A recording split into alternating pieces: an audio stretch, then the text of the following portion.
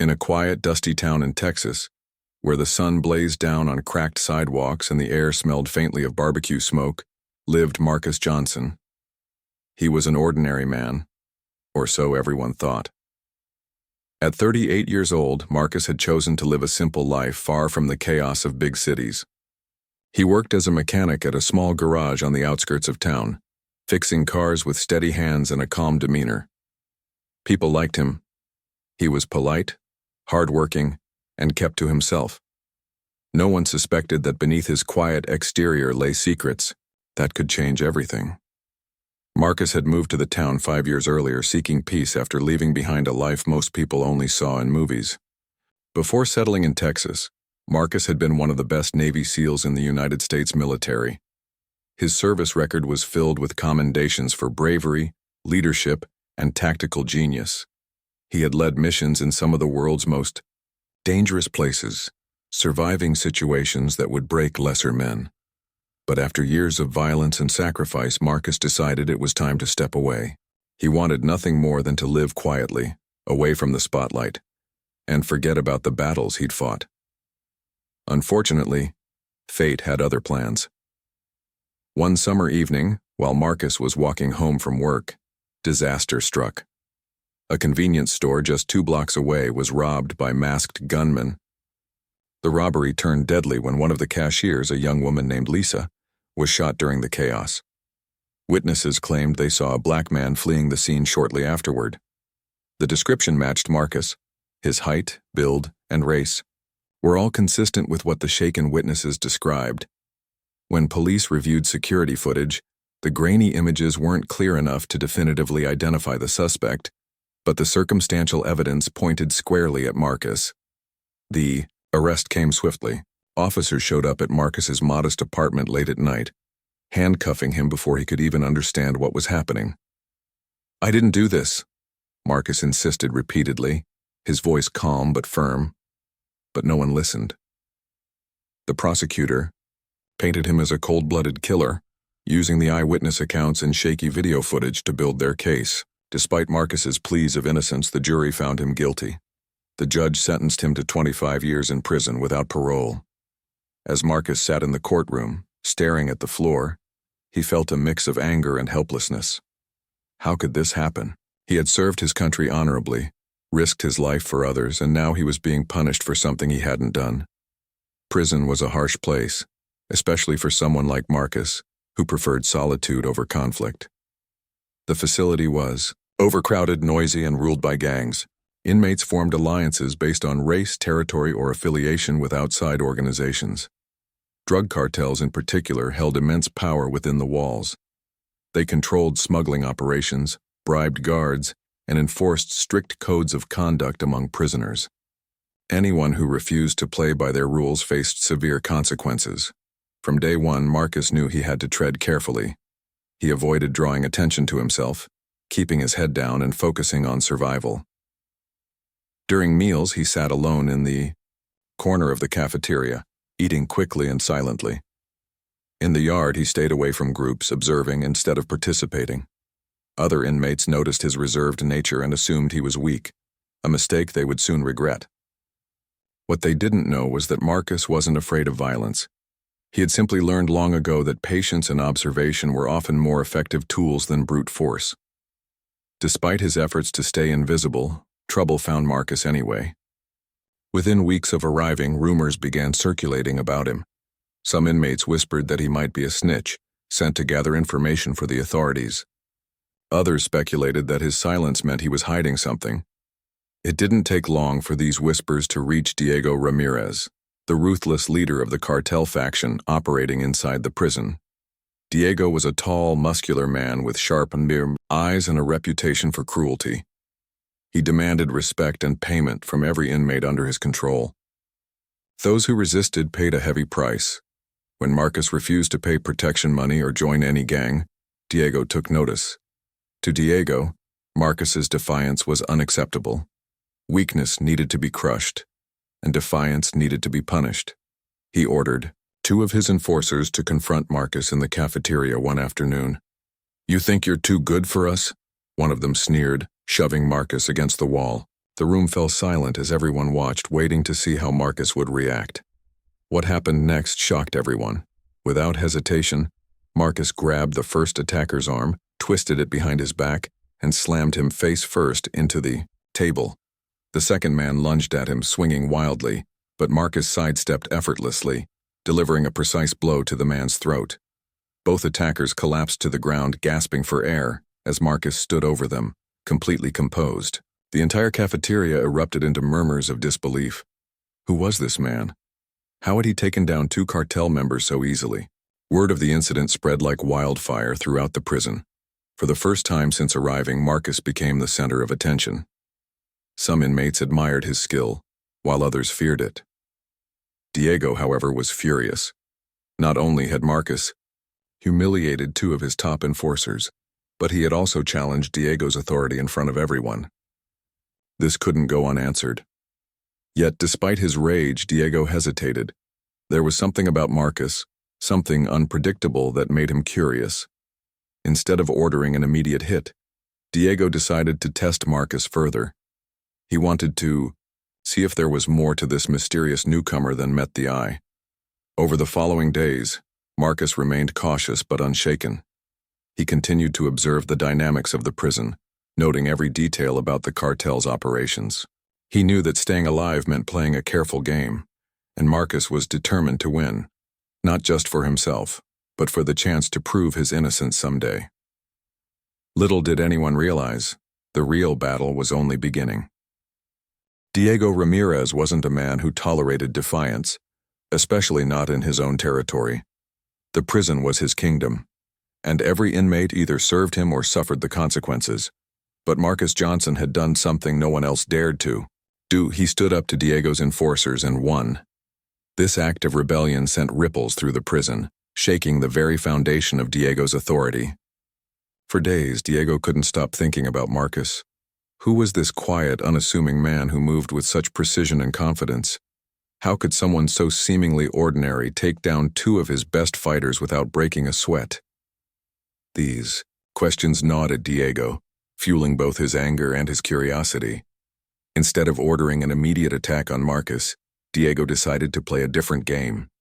He wanted to understand Marcus better before making his next move. Diego had always been a calculating man, preferring strategy over brute force when it suited him, and so he instructed his men to keep a close eye on Marcus, watching his every step. What they reported back only deepened the mystery. Marcus didn't align himself with any gang, nor did he try to recruit allies. He spent most of his time alone, observing everything around him with sharp, unreadable eyes. It was as if he were waiting for something, or planning something. One evening, Diego made his move. Through one of his trusted lieutenants, he extended an invitation to Marcus for a private meeting. The message was delivered casually during dinner. Diego wants to talk. Be in the laundry room after lights out. Most inmates would have panicked at such a summons, knowing it could mean death. But Marcus showed no fear. If anything, he seemed almost amused by the situation.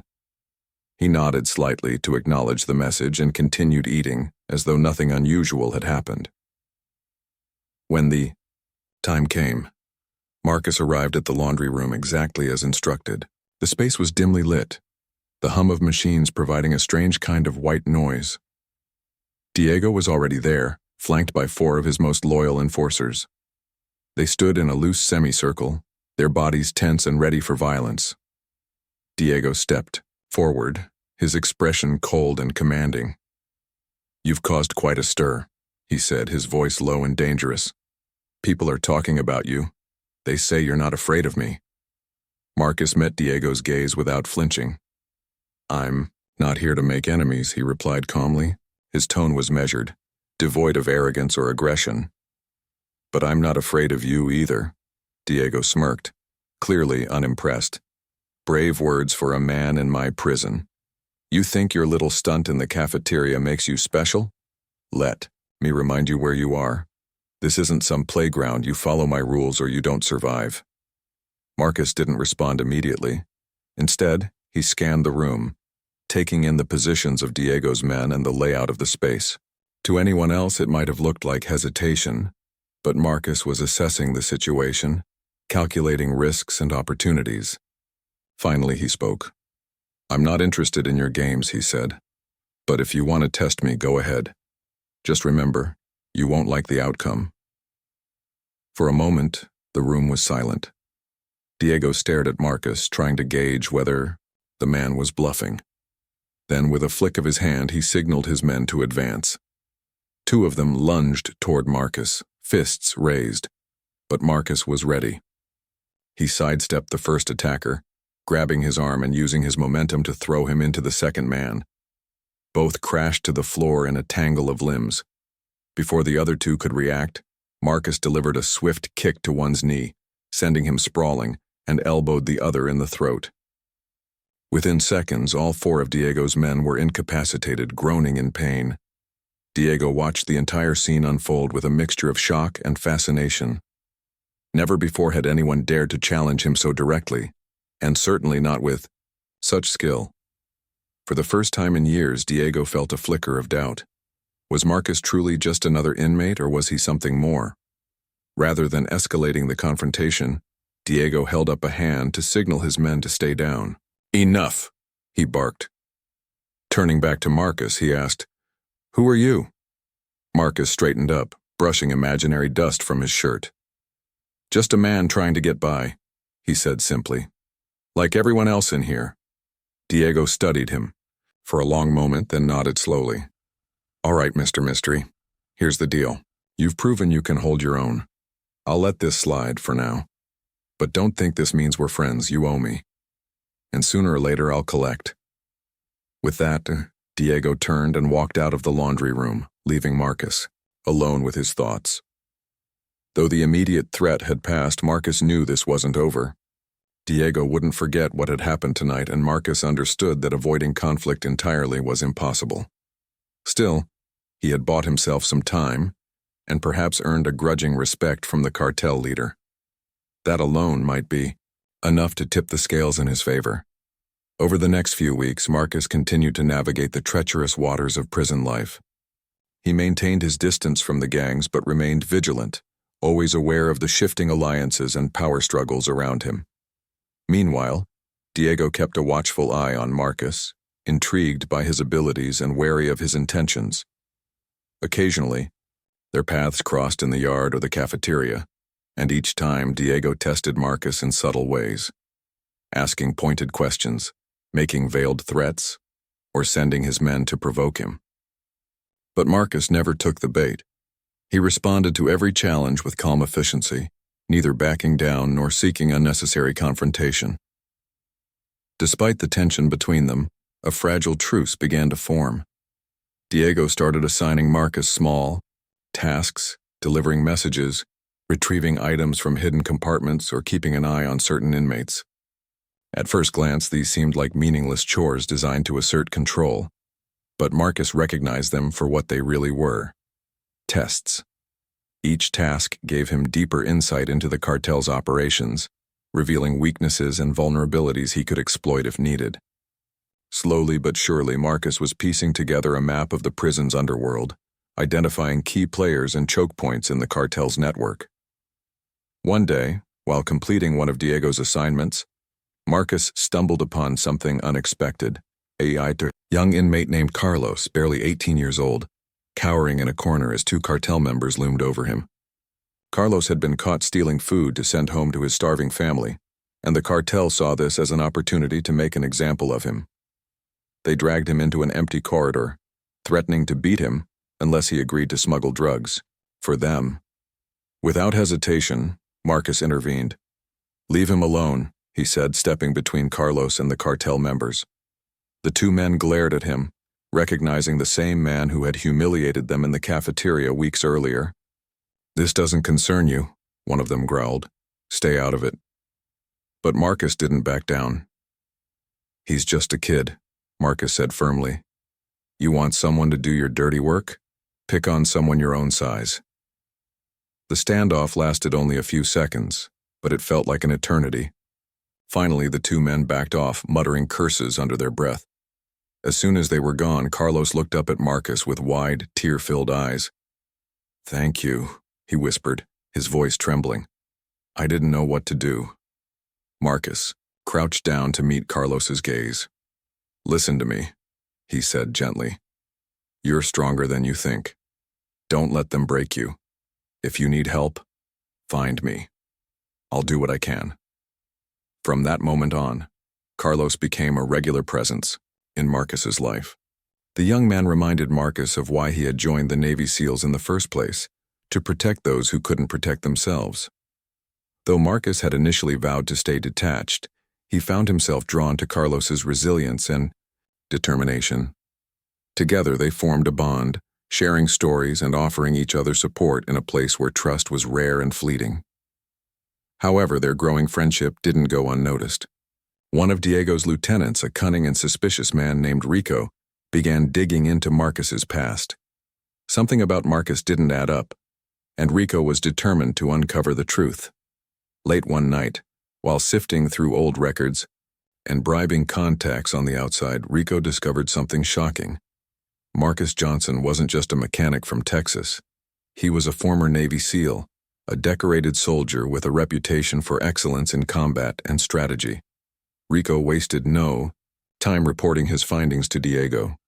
When Diego heard the news, his eyes narrowed with a mix of fury and admiration. So that's how he does it, Diego muttered, pacing back and forth in his cell. A Navy SEAL, hiding in plain sight. For a moment, Diego considered having Marcus killed immediately, but then a thought occurred to him, one that filled him with both excitement and dread. If Marcus was truly as skilled as his record suggested, perhaps he could be useful. Perhaps he could even be turned into an asset. The revelation about Marcus's true identity set the stage for a new chapter in their uneasy alliance. Diego summoned Marcus once again, this time with a proposition that would change everything. I know who you are, Diego said bluntly, cutting straight to the point. And I know what you're capable of. Here's the deal. Work with me, and I'll make sure you walk out of here alive. Refuse, and I'll make your life hell until you beg for mercy. Marcus listened carefully, his expression unreadable. He had known this moment would come eventually, and he was prepared. What do you want from me? He asked evenly. Marcus stared at Diego, his mind racing. The cartel leader's offer was both tempting and treacherous. On one hand, working with Diego could give Marcus access to areas of the prison he'd never been able to reach before, places where evidence of corruption and illegal activity might be hidden. It could also provide him with resources to protect himself and others like Carlos, who were vulnerable to exploitation. On the other hand, aligning himself with a man as ruthless as Diego meant crossing a moral line Marcus wasn't sure he was ready to step over. But Marcus didn't have the luxury of hesitation. He knew that refusing outright would only paint a target on his back. So after a long pause, he nodded slowly. All right, Marcus said, his voice steady. I'll help you. But there are rules. Diego raised an eyebrow, intrigued by Marcus's audacity. Rules? You're in no position to make demands. I'm not making demands, Marcus replied calmly. But if I'm going to do this, we do it my way. No unnecessary violence, no harming innocent people. And if I find out you're lying to me or trying to set me up, our deal is off. For a moment, Diego seemed amused by Marcus's boldness. Then, with a sly smile, he extended his hand. Deal, he said. But don't forget, you work for me now. As the days turned into weeks, Marcus threw himself into the task of helping Diego tighten his grip on the prison. Using his military training, he began analyzing the cartel's operations with precision. He studied how contraband entered the facility, mapping out smuggling routes and identifying weak points in their system. He noticed patterns in guard rotations and discovered which officers were susceptible to bribes. To the outside world, Marcus appeared to be fully committed to Diego's cause. But inside, he was playing a much larger game, a game of patience, strategy, and survival. One of Marcus's first moves was to suggest improvements to the cartel's communication network. Messages between inmates often relied on word of mouth, or handwritten notes passed discreetly during mealtimes. This method was slow and prone to interception by rival gangs or guards.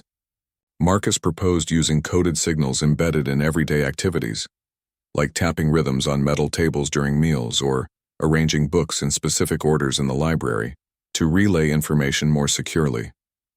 At first, Diego was skeptical, but when Marcus demonstrated how effective these methods could be, the cartel leader quickly embraced the idea.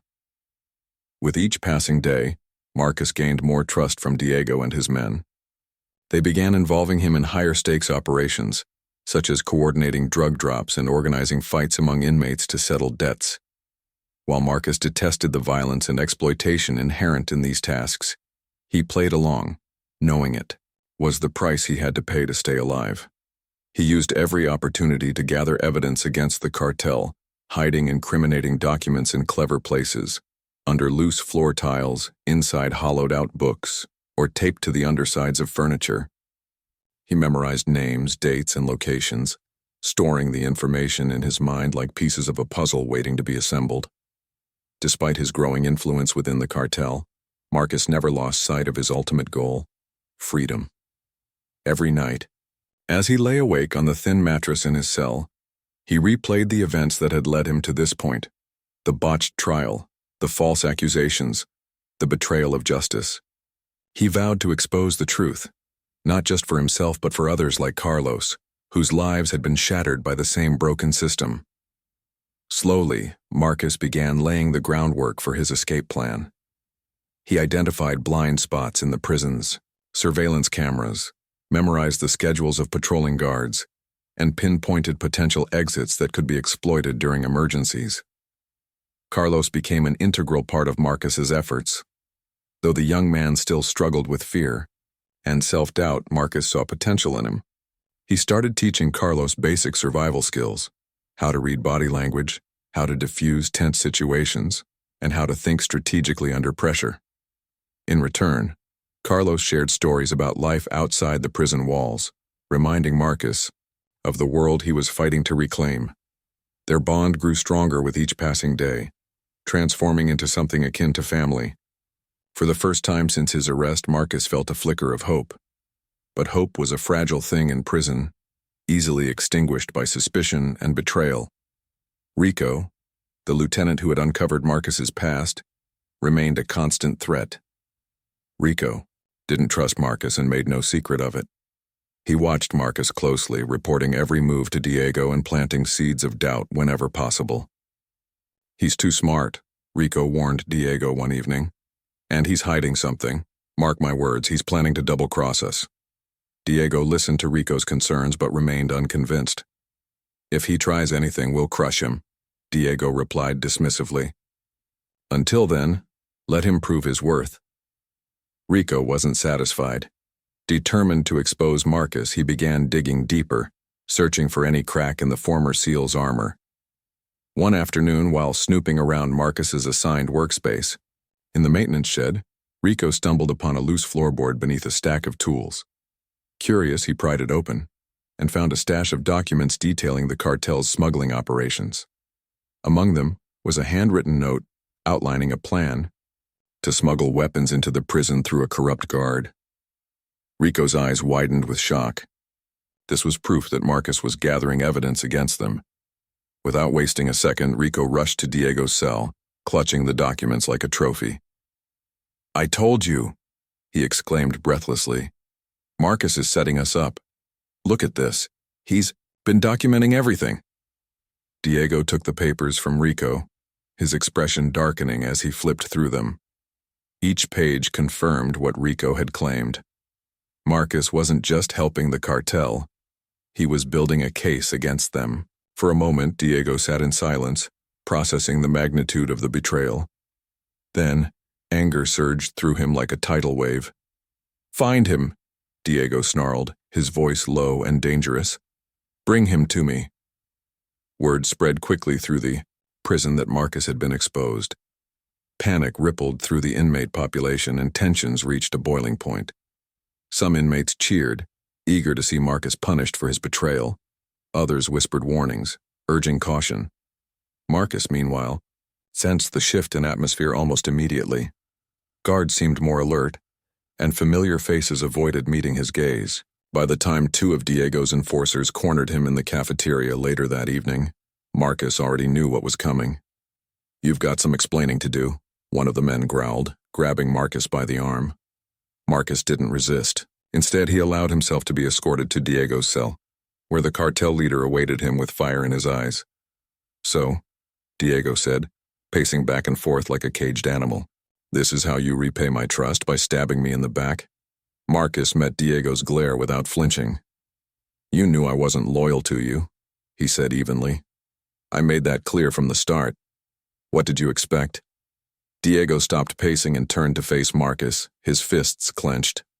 "I expected you to play along, not sabotage everything I've built."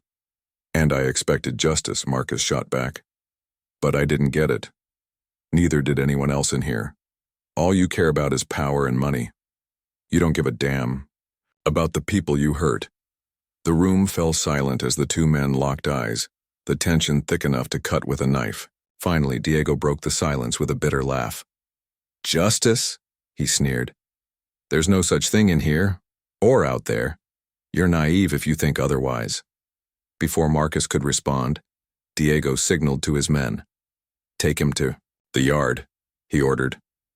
"We'll settle this the old-fashioned way." As Marcus was led away, he couldn't help but feel a sense of grim satisfaction. He had known this moment would come eventually, and he had prepared for it. The real battle was about to begin, and Marcus intended to win.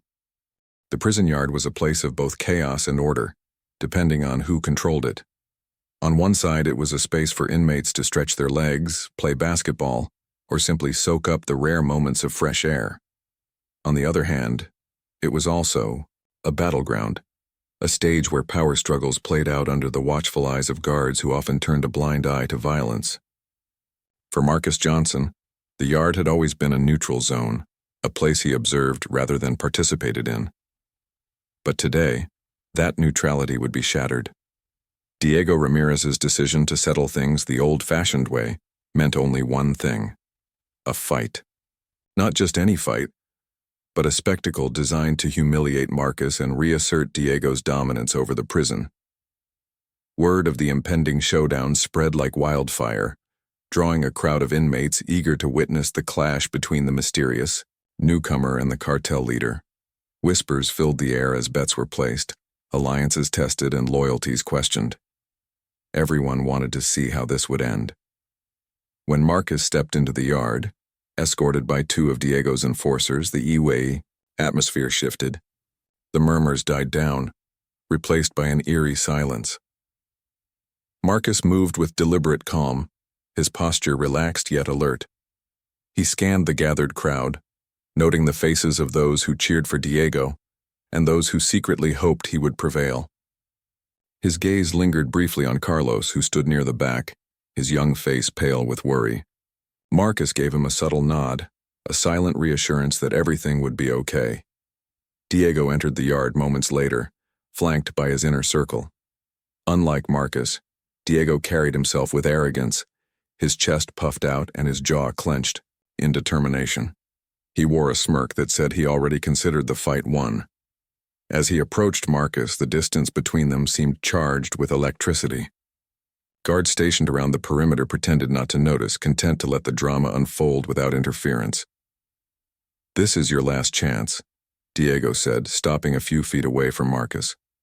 "Apologize, swear loyalty to me, and maybe, just maybe, I'll let you live." Marcus didn't hesitate. "I don't apologize to liars and thieves," he replied, his voice steady and clear. The words hung in the air, daring Diego to make the first move. For a split second, Diego looked stunned, then rage flashed across his face. With a roar, he lunged at Marcus, aiming a punch straight for his jaw. The crowd erupted into cheers, sensing bloodshed was imminent. But Marcus sidestepped effortlessly, letting Diego's momentum carry him past. Diego stumbled, caught off balance, and swung wildly again. Once more, Marcus dodged, his movements fluid and precise, like a shadow slipping through the cracks. It quickly became apparent that Diego was no match for Marcus's skill. Years of combat training and tactical experience gave Marcus an edge that Diego couldn't hope to overcome. Each time Diego attacked, Marcus countered with calculated efficiency, landing blows that were sharp but restrained. He didn't want to kill Diego, not yet anyway, but he needed to send a message. This wasn't just about survival. It was about dismantling the cartel's grip on the prison once and for all. The fight continued for several minutes, with Diego growing increasingly desperate. Sweat poured down his face as he threw wild punches, each one missing its mark. Finally, seeing an opening, Marcus delivered a powerful kick to Diego's midsection, sending him crashing to the ground.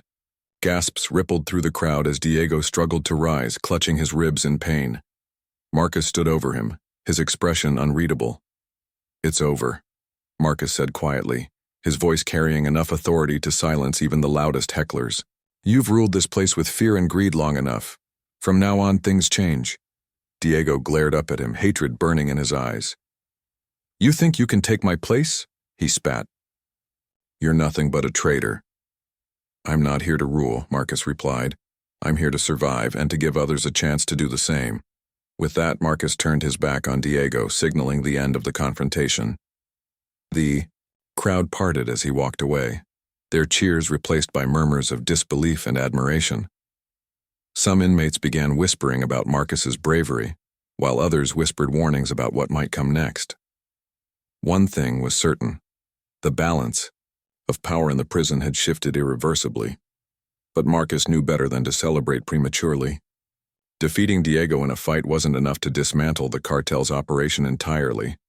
While Diego lay defeated in the dirt, his lieutenants were already regrouping, plotting their retaliation. Rico, in particular, was seething with anger. He couldn't accept the idea of Marcus walking away unscathed after exposing the cartel's secrets. That night, Rico gathered a small group of loyal followers and devised a plan to ambush Marcus in the showers, a confined space where escape would be nearly impossible. The next morning, Marcus sensed the tension building.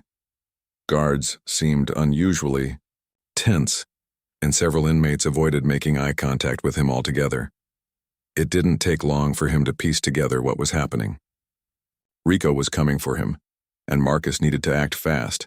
Instead of waiting for the attack, Marcus decided to strike first. He enlisted Carlos's help, instructing the young man to create a distraction in the cafeteria during lunchtime. Meanwhile, Marcus slipped into the maintenance tunnels beneath the prison, navigating the dark, narrow passages with ease. These tunnels connected various parts of the facility, providing access to areas most inmates never saw. Marcus had memorized their layout weeks earlier, knowing they might prove useful in a crisis. Emerging from the tunnels near the guards' quarters, Marcus intercepted a corrupt guard named Thompson, the same man implicated in the cartel's smuggling operation. Using a combination of persuasion and intimidation, Marcus convinced Thompson to cooperate or risk being exposed to the authorities. Together, they retrieved a hidden cache of evidence Marcus had stashed earlier, including incriminating documents and recordings of Diego's dealings. With this proof in hand, Marcus made his way to the warden's office, bypassing security checkpoints thanks to Thompson's assistance. When Marcus burst into the warden's office, the older man looked startled, but quickly regained his composure. "What is the meaning of this?" the warden demanded, rising from his chair. "I have evidence of widespread corruption in your prison," Marcus said, placing the documents on the desk. "Drug smuggling, bribery, extortion. The cartel has been running this place like their own personal kingdom. If you don't act now, federal investigators will find out and you'll go down with them." The warden hesitated, clearly torn between self-preservation and loyalty to the status quo. Finally, after a long pause, he nodded reluctantly. "All right," he said. "Tell me what you need." Within hours, the prison was in turmoil. Armed officers stormed the cell blocks, rounding up key members of the cartel and confiscating contraband. Diego, still nursing his injuries from the fight, was dragged away screaming obscenities. Rico and his accomplices were arrested shortly afterward, their plans for revenge thwarted.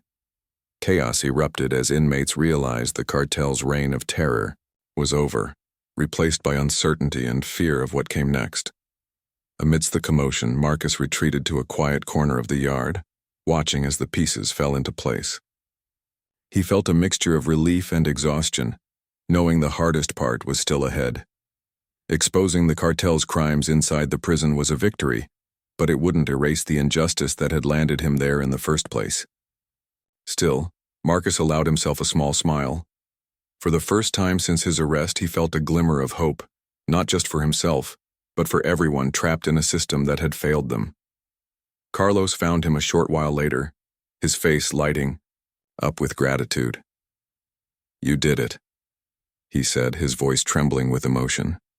"You really did it." Marcus placed a reassuring hand on the young man's shoulder. "We did it," he corrected gently. "And we're not done yet." The aftermath of the cartel's downfall in the prison was nothing short of chaotic. Inmates who had once cowered under Diego Ramirez's rule now wandered the halls with a mix of confusion and defiance. Some celebrated the collapse of the cartel's power, while others scrambled to fill the void left behind. Factions began forming almost overnight, each vying for control in the absence of a clear leader. Guards bolstered by reinforcements brought in to restore order patrolled the corridors with renewed vigilance. The warden, eager to distance himself from the scandal, implemented stricter rules and oversight, but it was too little, too late. Years of unchecked corruption had left deep scars on the institution, and trust between inmates, guards, and administration was practically non-existent. For Marcus Johnson, the chaos presented both opportunities and dangers. Though he had successfully dismantled the cartel's operation, his actions hadn't gone unnoticed. Many inmates viewed him as a hero, someone brave enough to stand up to tyranny. Others saw him as a threat, a man capable of toppling even the most powerful forces within the prison walls. Rumors swirled about what Marcus might do next. Would he step into Diego's shoes and take over? Or would he simply fade back into obscurity, content with having exposed the truth? Marcus, however, had no intention of ruling anything, or anyone. His focus remained firmly on survival and justice. He knew that exposing the cartel's crimes inside the prison was only the first step toward reclaiming his freedom. The real battle lay outside these walls, in proving his innocence and holding those responsible for his wrongful conviction accountable. But achieving that goal wouldn't be easy. Every move he made was scrutinized, every decision weighed against potential consequences. And though the immediate threat of the cartel had been neutralized, new enemies were already emerging. One such enemy was Lieutenant Rico, who had managed to avoid arrest during the initial crackdown. Unlike Diego, Rico wasn't one to openly challenge authority or make rash decisions. He preferred subtlety and manipulation, working behind the scenes to orchestrate chaos.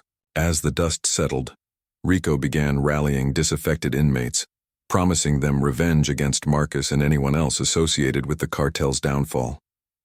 "He thinks he's untouchable," Rico whispered to his followers during secret meetings, in dimly lit corners of the prison. "But we'll show him how wrong he is." Rico's plan involved targeting Marcus indirectly, at least at first. Instead of confronting Marcus head-on, he focused on isolating him, cutting off his allies and resources. Carlos became Rico's primary target. The young man, still recovering from the trauma of his earlier encounter with the cartel, was vulnerable. Rico spread lies about Carlos being an informant who had betrayed the gang to save himself. Within days, Carlos found himself ostracized by former friends and threatened by strangers. Fearful for his life, he sought refuge with Marcus, who promised to protect him. "Don't worry," Marcus told Carlos one evening, as they sat together in a secluded corner of the cafeteria. "I won't let anything happen to you. But you need to stay close to me and keep your head down." Carlos nodded, though his eyes betrayed his anxiety. "Why are they doing this?" he asked softly. "What did I ever do to them?" "They're scared," Marcus replied. "People lash out when they feel powerless. Just hang in there. This will pass." Despite his reassurances, Marcus knew time was running out. Rico's influence was growing, and it was only a matter of time before he launched a direct attack. To prepare, Marcus began fortifying their position. He identified safe zones within the prison where they could retreat if needed. places like the maintenance tunnels and abandoned storage rooms.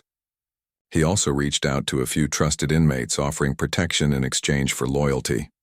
Slowly but surely, Marcus built a small network of allies, united not by greed or fear, but by a shared desire for change. Meanwhile, Marcus continued gathering evidence, not just against the cartel but against the corrupt officials who had enabled their operations. Using his access to restricted areas granted during his brief alliance with Diego, Marcus uncovered documents linking several high-ranking prison staff to bribery and smuggling schemes. He recorded conversations between guards and inmates, capturing admissions of guilt that would prove invaluable later. Each piece of evidence strengthened his case, bringing him closer to the day when he could finally walk free. But as Marcus worked tirelessly to secure his future, the past refused to stay. Buried. One afternoon, while sorting through confiscated items in the warden's office, Marcus stumbled upon something unexpected, a file labeled Marcus Johnson. Curious, he opened it and began reading. What he found shocked him to his core. The file contained details of his arrest, trial, and conviction, but it also included information that had never been disclosed during the proceedings. A witness statement from a store employee who claimed to have seen two white men fleeing the scene of the robbery. Surveillance photos showing a car matching the description of the getaway vehicle parked near the home of a known criminal. None of this evidence had been presented in court. Marcus's hands trembled as he flipped through the pages, anger bubbling beneath the surface.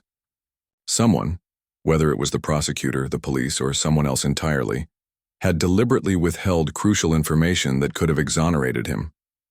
It wasn't just negligence, it was a deliberate attempt to frame him.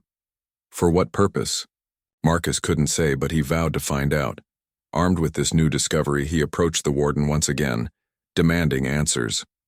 "This changes everything," Marcus said, slamming the file onto the desk. "You've been sitting on evidence. That proves my innocence. Why hasn't this come to light before?" The warden shifted uncomfortably in his chair, avoiding Marcus's piercing gaze. I didn't know about this," he stammered. "It must have slipped through the cracks." "Slipped through the cracks?" Marcus repeated incredulously. "Do you really expect me to believe that?" Before the warden could respond, the door burst open and two federal agents entered the room. They introduced themselves as representatives of the Department of Justice, sent to investigate allegations of corruption within the prison system. Marcus immediately handed over the file, explaining its significance and urging them to dig deeper. The agents promised to look into the matter, though their expressions gave little away. As the investigation unfolded, tensions within the prison reached a breaking point. Rico, desperate to regain control, decided it was time to act. He gathered his followers and devised a plan to ambush Marcus during recreation hour. Knowing Marcus wouldn't hesitate to defend himself, Rico ordered his men to use overwhelming force. "We outnumber him 10-1. Rico sneered during a pre-attack meeting. "He can't fight all of us." The day of the ambush arrived, and Marcus sensed trouble brewing. Guards seemed unusually distracted, and groups of inmates loitered suspiciously around the edges of the yard. When the signal came, a loud whistle blown by one of Rico's men, the attackers surged forward, surrounding Marcus and Carlos. Panic rippled through the crowd as fists flew and shouts echoed across the yard. But Marcus was ready. Drawing on his years of combat training, he moved with precision and purpose, taking down multiple attackers at once. Carlos, inspired by Marcus's courage, fought alongside him, using techniques Marcus had taught him to hold his ground. Together, they held off wave after wave of assailants, their bond stronger than ever. Just as the situation seemed dire, reinforcements arrived. Guards alerted by Marcus's allies intervened, breaking up the fight and arresting Rico and his followers. Breathing heavily but victorious, Marcus turned to Carlos. "We did it," he said, offering a rare smile. "Again?" Carlos grinned back, relief washing over him. "Yeah, we did. But what happens now?" Marcus looked toward the horizon, where the sun was beginning to set. "Now," he said firmly, "we wait, and we hope the truth sets us free." Unbeknownst to them, the wheels of justice were already turning. Federal investigators, armed with Marcus's evidence and testimony, began unraveling the web of corruption that had landed an innocent man behind bars. It wouldn't be easy, and the road ahead would be long and fraught with challenges. But, for the first time in years, Marcus allowed himself to believe that freedom and redemption might finally be within reach. The weeks that followed the ambush in the prison yard were a blur of activity. Federal investigators worked tirelessly, sifting through the evidence Marcus had provided and uncovering layers of corruption that stretched far beyond the prison walls. The file Marcus had discovered, the one containing suppressed witness statements and surveillance photos, became the cornerstone of their case.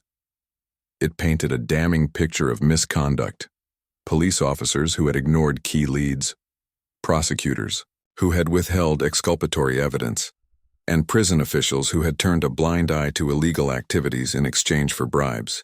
Each revelation sent shockwaves through the justice system, prompting calls for accountability at every level. For Marcus Johnson, the process was both exhausting and liberating. He spent hours being interviewed by investigators, recounting his experiences and explaining how he had pieced together the cartel's operations. Though he remained cautious, knowing that exposing such deep-rooted corruption could provoke backlash, he also felt a sense of purpose.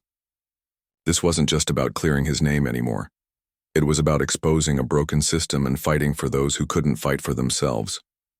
Carlos stayed by his side throughout, offering moral support and occasionally translating conversations with Spanish-speaking inmates who corroborated Marcus's claims.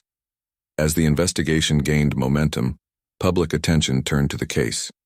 News outlets picked up the story, running headlines like "Innocent Man Framed, A Prisoner's Fight for Justice" and "Corruption Unmasked, How One Man Took Down a Cartel." Journalists clamored for interviews, but Marcus declined, preferring to let the facts speak for themselves.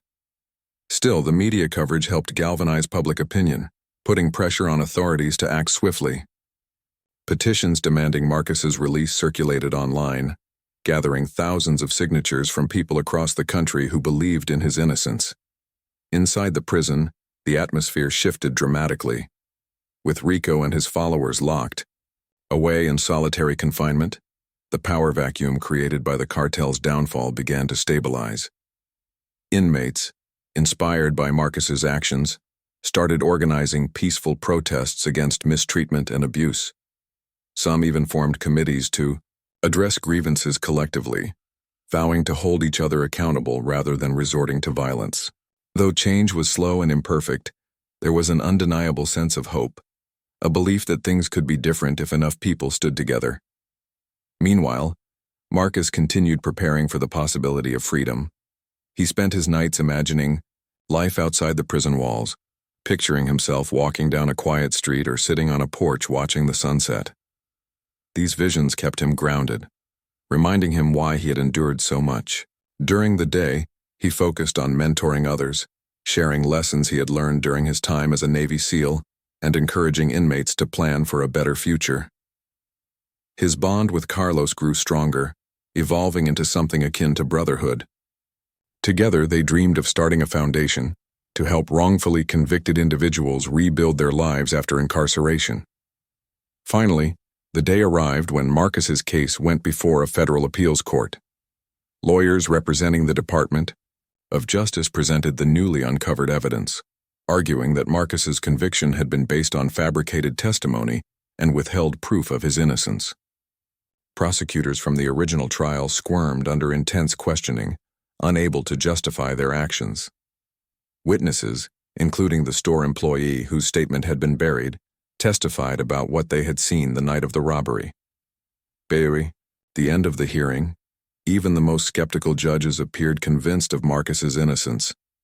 When the verdict came, Marcus was sitting alone in his cell, staring at the cracked ceiling. The guard who delivered the news knocked softly on the doorframe before stepping inside. "You're free to go," the man said, his voice tinged with respect.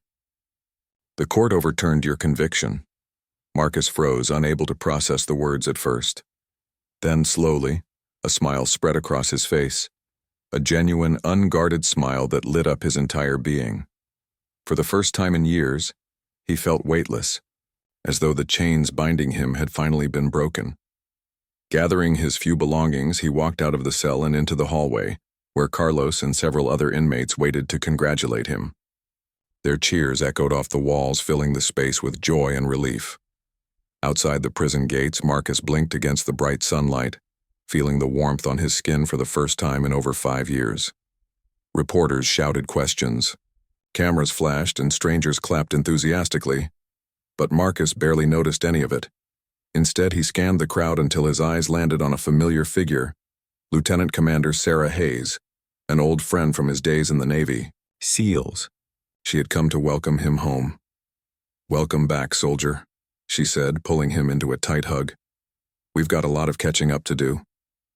Over the following months, Marcus worked hard to adjust to life on the outside. It wasn't easy. Everything felt unfamiliar, almost overwhelming. But he embraced the challenge with determination. Using funds raised by supporters, he founded the Second Chance Foundation, dedicated to helping wrongfully incarcerated individuals reintegrate into society. The organization provided resources like housing assistance, job training, and legal aid, ensuring that no one had to face the world alone after serving time for a crime they didn't commit. Carlos became one of the foundation's first success stories. After being released early due to good behavior and Marcus's advocacy, he enrolled in college, studying criminal justice with dreams of reforming the system from within. Whenever Marcus visited the campus to give guest lectures, he made sure to sit in the audience, proud of how far the young man had come. Though Marcus's journey had been long and painful, it had taught him invaluable lessons about resilience, courage, and the power of standing up for what is right.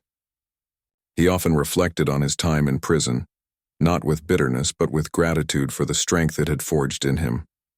And while he knew the fight for justice was far from over, he took comfort in knowing that he had made a difference, not just for himself, but for countless others. One evening, as Marcus sat on the porch of his modest home, watching the sun dip below the horizon, he thought about all he had endured and achieved. The scars of his past would always remain, but they no longer defined him. What mattered now was the future, the lives he could touch, the changes he could inspire, and the legacy he would leave behind. As the stars began to twinkle in the sky, Marcus whispered a quiet promise to himself. "This isn't the end. It's just the beginning."